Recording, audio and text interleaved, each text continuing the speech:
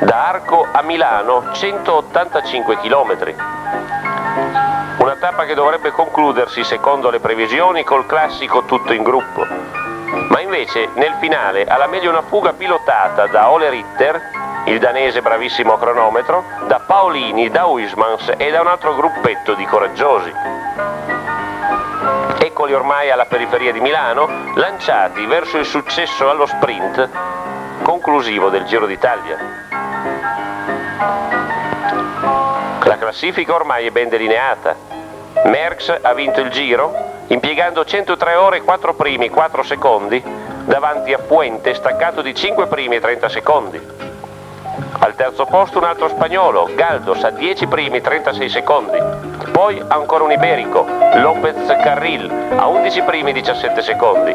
E infine il primo degli italiani, il bravissimo Vladimiro Panizza, coetaneo di Merckx, a 13 minuti. Ma vediamo il finale di questa tappa.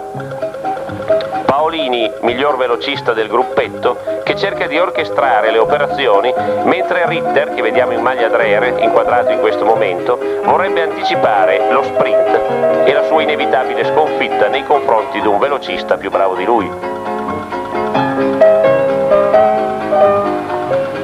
Torriani aveva disegnato un giro con parecchie arrive in salita per cercare di rendere dura la vita a Merckx, per fare in modo che il belga non uccidesse la corsa già nella fase iniziale. Ma contro questo Merckx non c'è nulla da fare, non c'è percorso che tenga. Il 1972 è la sua grande annata, l'annata della Sanremo, della Liegi-Bastogne-Liegi, poi in ottobre del record dell'ora. Quel record dell'ora messicano, 49 km e 432 metri, battuto a conclusione di una stagione che avrebbe certamente distrutto qualsiasi altro campione. Non lui, non il grandissimo Merckx. Ma eccoci col gruppetto dei fuggitivi in corso Buenos Aires, corso Venezia, nel centro di Milano per il gran finale.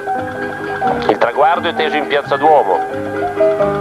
Tanta folla attende l'arrivo dei corridori per applaudire Merckx e per fischiare alcuni dei nostri.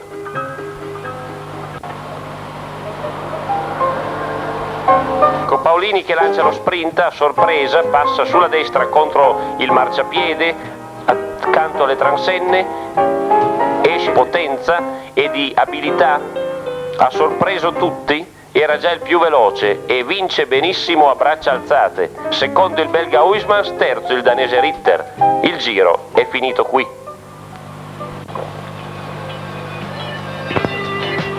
È la conclusione di un Giro d'Italia che non ha riservato grosse emozioni per i nostri corridori.